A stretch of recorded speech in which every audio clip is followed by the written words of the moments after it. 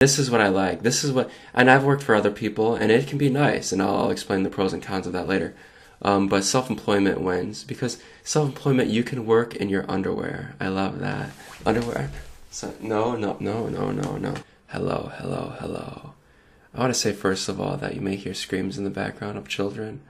Don't be alarmed. It's not. I don't have anybody up in my attic or anything. I just live next to an elementary school, and they're just there's a playground over there, so.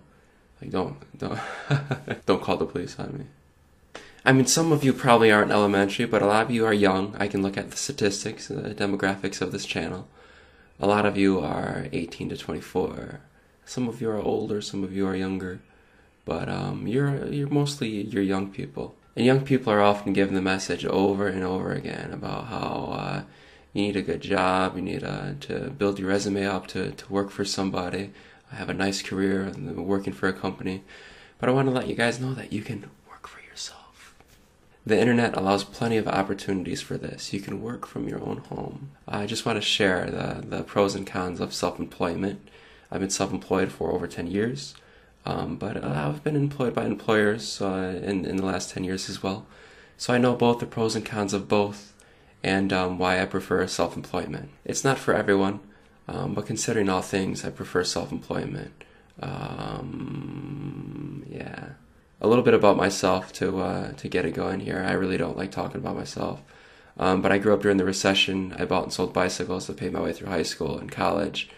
It started with just 10 years ago buying a bike for $10 at a garage sale, fixing it up and selling it for $80. I thought, wow, this is easy compared to working for someone else. I thought, hey, I like this. And so I kept on doing that and did pretty well. But that kind of faded away, the bicycle fixing and selling. That faded away. Now I just work online. But I still do miss working with my hands. You get a sense of pride out of working with your hands that you can't get just from like the computer and stuff. So I do stuff every now and then with my hands, but it's mostly online now, you know. This isn't work. I don't consider YouTube a job. It's just for fun. And as you can see, I have quite a bit of scruff. I haven't shaved in a while. No one is telling me what to do, how to look. And I like that. I like that. But, you know, I should shave. I don't know, you know. But I like wearing shirts like this, just long sleeve shirts. Can you see my nipples? Yeah, you can. I have to stop doing stuff like that. But self-employment's nice, especially if you work from your own home, because although I really do love driving, it takes up some time that can be used working.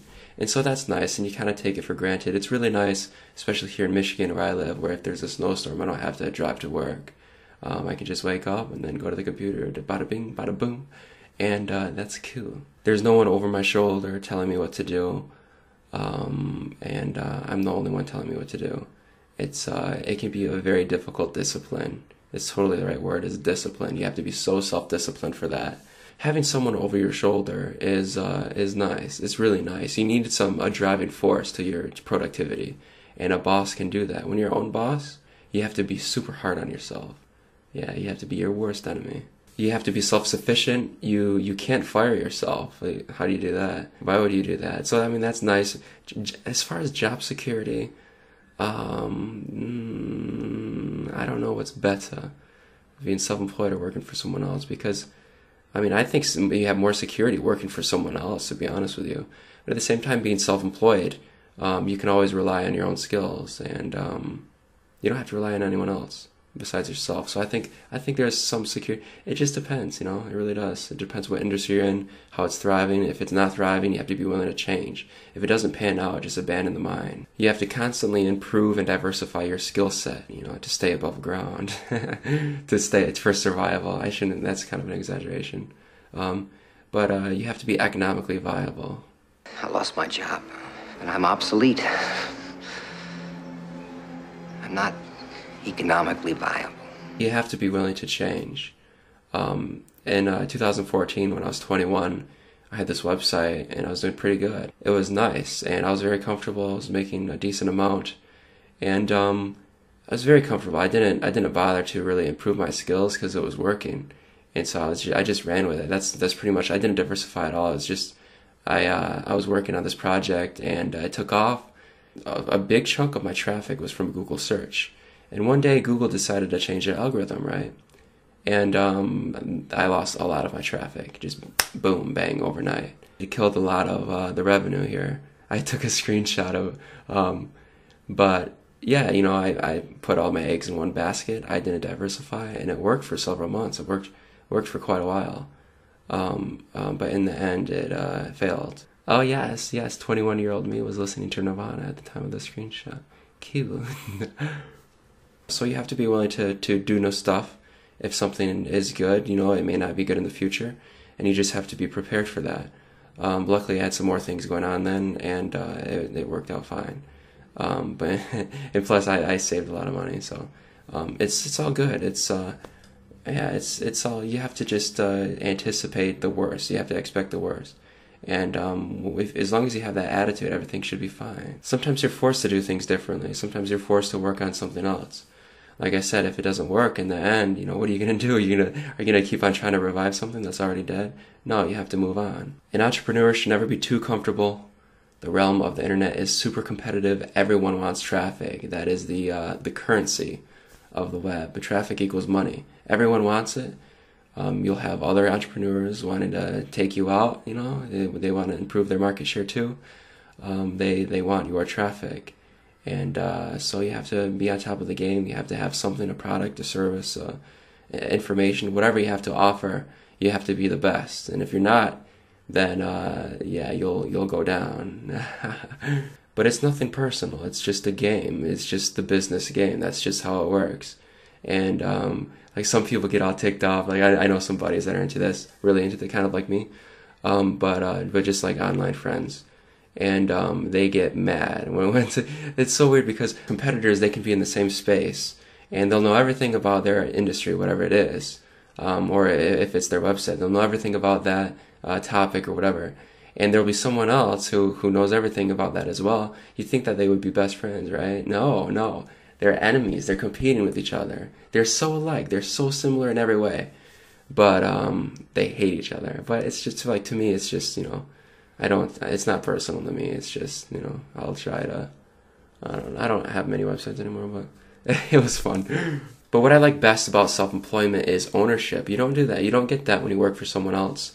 I mean, they could offer stock options, incentives, or whatever, but you really, for the most part, when you work for someone else, you don't own anything. Self-employment is different as far as business goes. When you build something up, you own it, and it's cool. You may get offers, you know, if something doesn't work well, you know, you may just not want to deal with it, and you may just want to sell it. And so you'll always have that reserve, that the value of the company or the business or whatever it is that you can sell, and that's comforting. Even if it's not making any money, you know, someone could look at it and think, hey, I can do this, I can do that, I can do this better, and just put it on market and then see how much it goes for. If I have something that's dying off that I don't want to deal with anymore, I just sell it, and then it's cool. You know, it's spreading. And sometimes it didn't work out for the people that bought it, and other times it has really taken off. It's just you have to let things go sometimes. You can't do everything.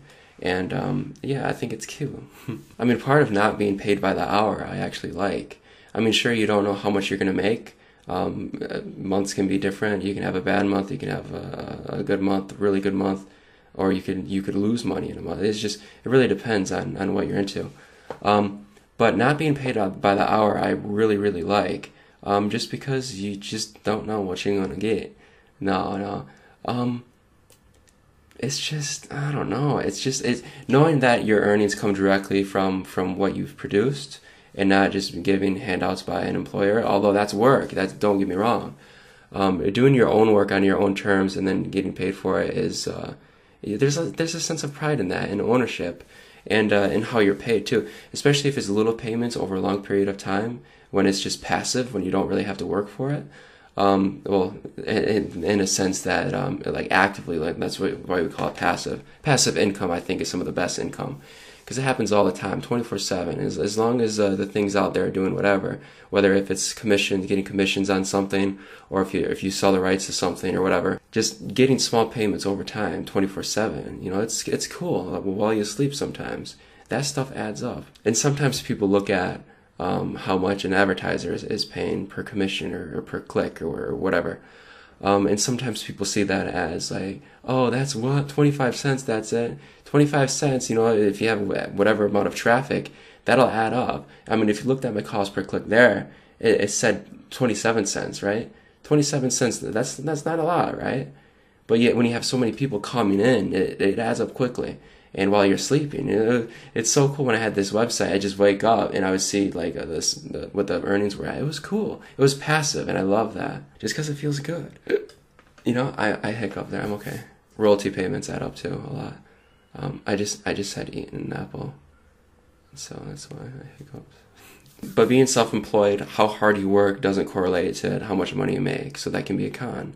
A lot of people like being paid by the hour. They know exactly what they're going to make. They know exactly what they're going to take home. And that can be very comforting, definitely very comforting. And I think some of this has to do with the risk factor. I think that's why a lot of entrepreneurs are young. I think it's just when you're employed by someone else, I think there is a greater sense of fear when you're more established in life, especially if you have a family. It's just to take this step where you work for yourself and you don't know what you're going to get. It can be really scary. And so I think that when you're young, you don't have a lot to lose. And so I think that's why a lot of young people go after this. And it can work out well for them, or it could be a total failure. And they, you know, so I can totally understand why they don't want to be self-employed, why if they were in the past, why they would go to traditional work, working for someone else. They want that comfort, they want that overhead. Or they don't want that overhead, I should say. They want consistency. I understand that, and I respect that. Because being self-employed, the money doesn't come in right away at all. It can take months, it can take years to get your money back after, you know, startup costs. Some of it's a lot. And with the internet, it's good because this is really kind of easy. There are lots of tools out there to help you, lots of companies out there to help you, to where it can be pretty cheaper as opposed to like a brick and mortar type shop, which can cost a lot of money. I'd rather start something up online than in the real world, definitely. And that's why so many self-employed people go to banks or investors to get an interest rate loan, or give up partial ownership of the company in return for equity stake from the investors. It's just that's totally cool. It's to get the ball rolling. Just because in the early days it can be tough, you have to have some sort of capital to get things going. But small capital, large capital, it all depends on the business and your ambitions and how far you want to take it. What I like doing is I like taking things one step at a time, but I don't want to bite off more than I can chew. You know, I just like doing things flow naturally and just make it self-sufficient. But that's just my personal taste. Some people take more risk. And I think that's bold, because really you got to be careful. Being self-employed, you can't afford to slack off. The money you make is a direct result of your work. You have to put in effort. You have to. It's all up to you. It is just you. So you have to make it happen. You can't sleep on the job, because nothing will happen. What's the point? You're just unemployed at that point. You know. So you need to be disciplined. There is no boss telling you what to do, so you have to be your own boss. You have to be super critical. You have to be your worst enemy, and mentally that can be draining to a lot of people. But you just have to. You have to have that. You have to be really, really hard on yourself, and you can't let some things distract you. If you're self-employed, especially if you work at home, there are going to be a lot of distractions, especially if you have a family. But I don't have a family yet. I just have my imaginary one. No, but things. I'm in an apartment complex, right? So I deal with people listening to loud music sometimes, and it's just like, oh, sometimes it's just like, shut up.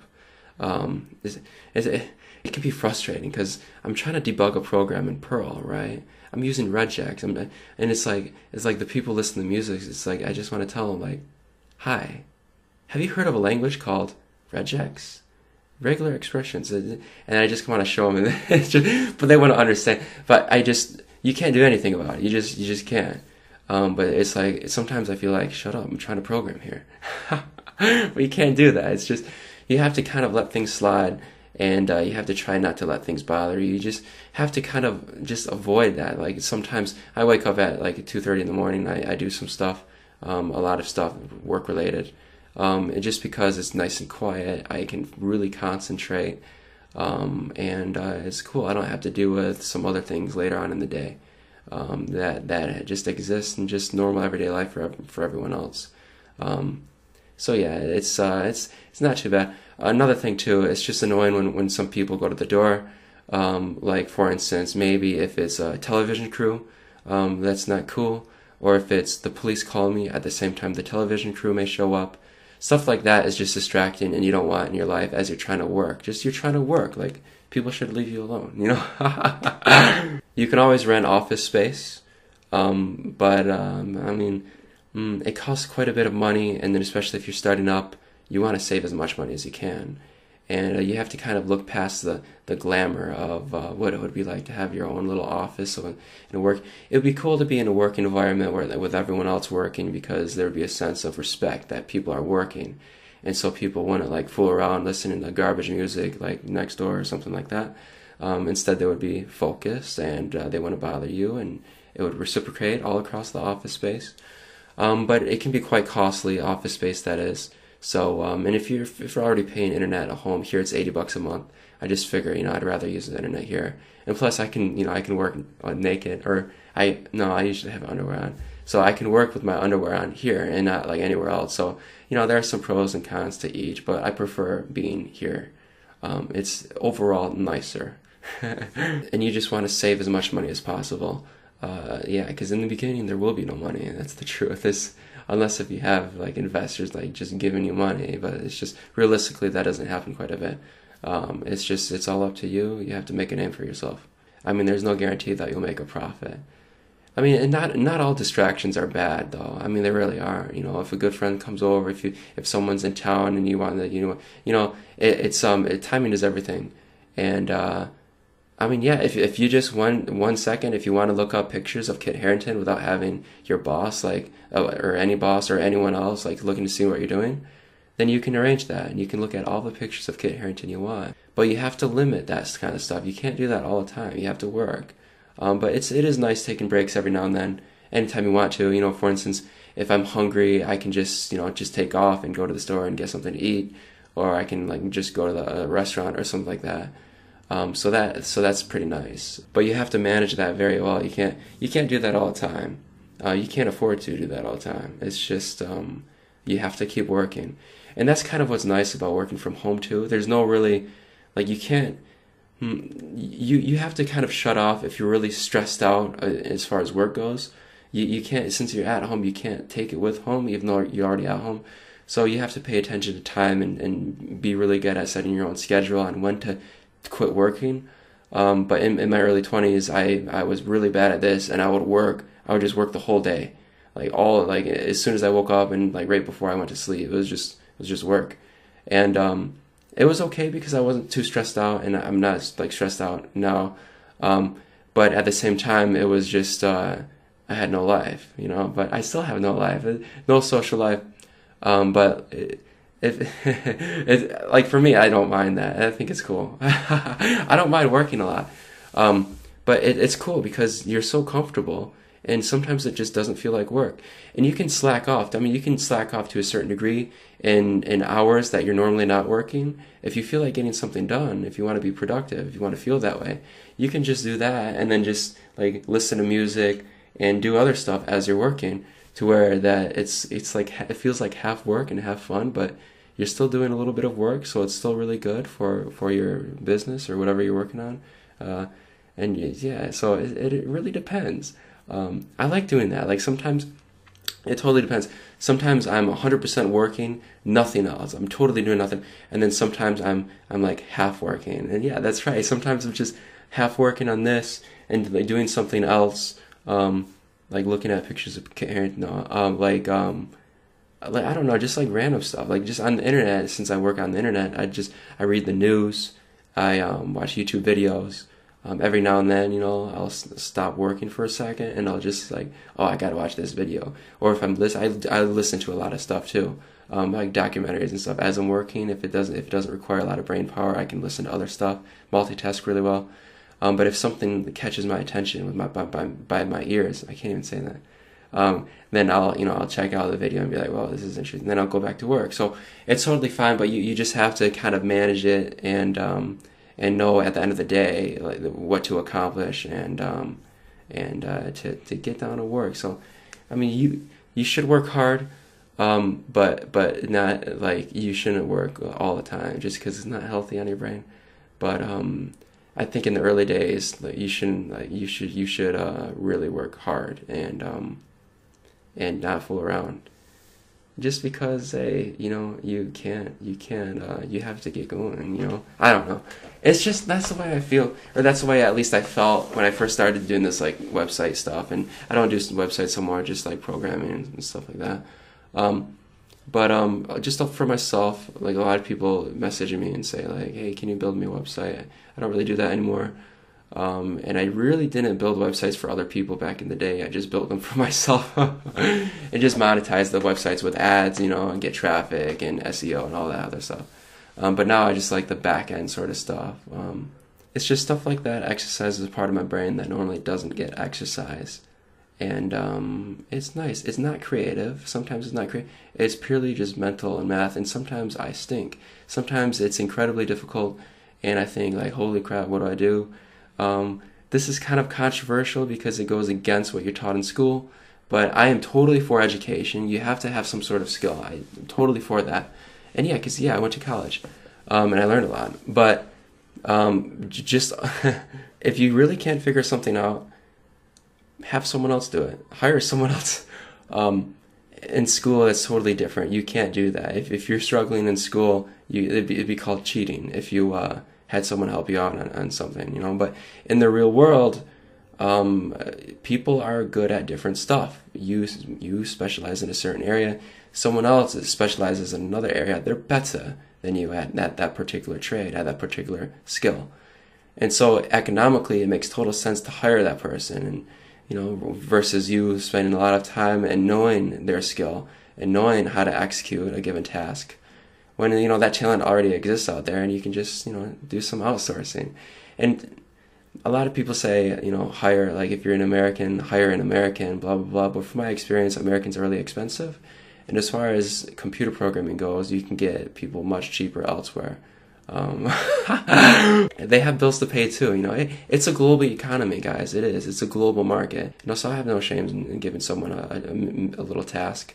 And paying them for it. If they're better at a certain language than I am, because sometimes I feel like I'm stupid. Any programmer, it probably has felt stupid a lot of times, because sometimes mentally it feels like it's too much. And you really want to know how to do this in case if you come into it in the future, for sure. By any means, learn that skill, pick it up, and use it. You'll save money in the long run. But if it's just something that you're not going to do in the future, you're not going to use this or whatever, then just find someone else to do it, and then get it over with, and pay the person, and everyone's happy. And it's symbiotic relationships you want, yes. So there's absolutely no one here to tell me what to do other than myself as far as work goes. I sometimes I wish there's someone behind me saying like do this, like quick, hurry. But it's I kind of like have a different ego, the personality in my brain. I try to be really, really critical of myself, and you have to be.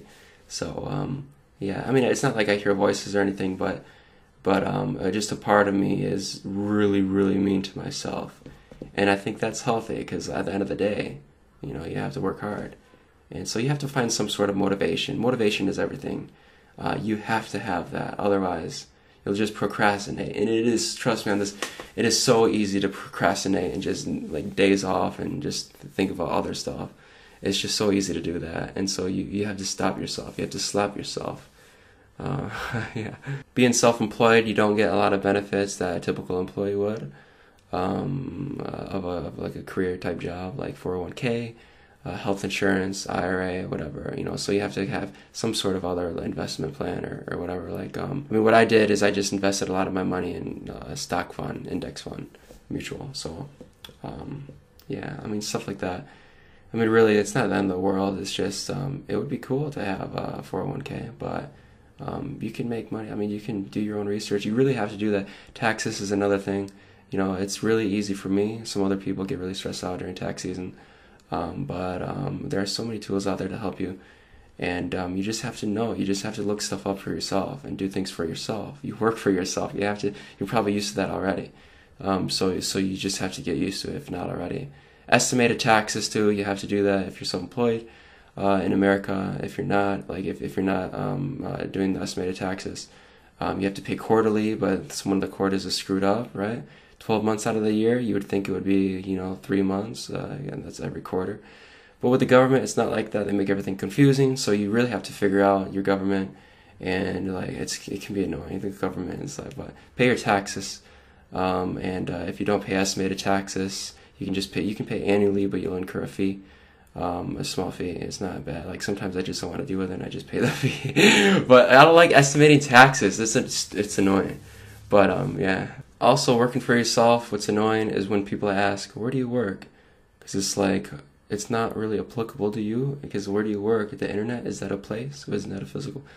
No, it's just kind of annoying. I mean, in American culture, it's very common to when you get to know people, when you meet new people, like one of the first things is like, what do you do for a living? Which is totally cool. I don't mind explaining that to people, but sometimes it can be annoying because they don't understand anyway. So I just would rather not socialize. I'm a nerd. Okay, I mean, yeah, I can be completely fine and in tune with how to socially talk to people, but it's just I prefer being behind a computer screen. No, actually, you cannot. No, you have to have some social skills, and you just can't let work get to you too much. I do miss, I worked at a Fortune 500 company once, and I do miss the banter with employees and just having fun with them, the friends there, and just like, I miss that. I miss having coworkers. But you have to socialize with, it can be like, I'll take phone calls and stuff while I'm working, I'll talk to people, and it's nice, it's cool. And then I have some imaginary stuff like Skelly here, but she's dead, but my ex-girlfriend. But you just have to have imaginary friends if you're really, really lonely while working. No, I'm not lonely. It's a time to work.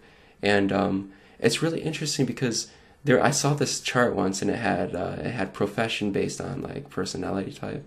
And it showed that very introverted people and very socially anxious people, a lot of them go into computer programming just because they don't really have to deal with people.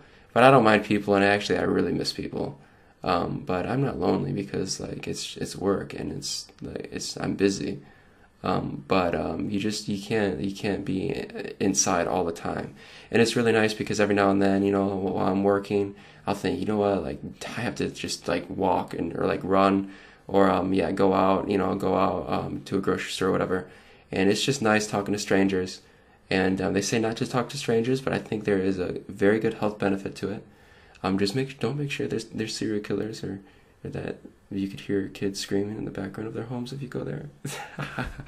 No, it's the I almost said cemetery. It's the playground across from me. I can see the little kids playing. But you just have to kind of give yourself a break every now and then. But work really hard. You can't afford not to. Yeah. So yeah, I don't do websites so much anymore. Some of you have been asking me for me to do work for you for free. I don't really want to. That's another thing. A lot of people ask you to do favors for them. But you can't be afraid to say no. You have to really take care of yourself. And so be really used to rejecting people. It's annoying. Like I was riding my bike the other day, and a guy by the river. He's in one of my videos. So he was with marijuana. He's like, "What do you do, man?" I was like, "I'm a programmer." And he's like, "Oh man, can you fix my computer?" Just say no. Just say no. Everyone will ask you that. Like everyone will ask you. So like keep your trade kind of hidden if you want to. Like I don't tell people a lot about it, because especially when I build websites, it's just because I didn't want to like build websites for everyone, because I just wanted to build websites for myself, and that's not selfish at all. It's just the nature of business. You have to no money, no life. So you don't be afraid to say no to people. People try to take advantage of you. Anyone being self-employed. My mother, she cuts hair for herself. She's a hairstylist, and but yeah, don't make fun of my hair. She doesn't cut it. I cut it myself. So like don't Make fun. But she said she was taught in beauty school that the first people that take advantage of you is family. So watch out for family and friends. And I'm not talking like close family. I'm talking like distant family. You know, like someone you haven't talked to a while, and then they start talking to you, and you're kind of wondering what they want, and eventually you figure it out. Stuff like that. You have to watch out for. Just don't be afraid to say no. I may do some programming videos in the future. But I kind of like keeping that separate from my YouTube channel just because I see that enough in my like everyday life. But there's a great need for this type of work in the field. A great need. We need more people into this. It's just there's a lot of work to be done and not enough skilled people to do it. So yeah, w3schools.com is where I learned to build websites and program. You know, it's they have tutorials and it's really nice. They have test beds and that's where I learned. Yeah, so I may make some videos in the future showing like creating bots and stuff, using regex and manipulating stuff. And but it'd be so boring though. I don't think many of you would be interested, so I probably won't do that. Maybe not, but some of it can be cool and interesting. I don't hack. I don't know how to hack. A little bit. It's just like phishing type stuff. And we're not talking phishing with a fish in a pole here. But people that say that like I'm a hacker, like most people that are actually hackers wouldn't say they are. So like it's just so stupid. Like people brag about that all the time. Like real hackers, they probably wouldn't go around saying that they're hackers. But like for instance, I was riding my bike and there was this guy in the middle of the road and he had one of those masks on that is associated with Anonymous. And so I approached him and I said, "Hey, are you a member of Anonymous?" And he's like, "Yeah." He was trying to be all confident about it. And I said like, "Oh, cool. How do you perform a DDoS attack?"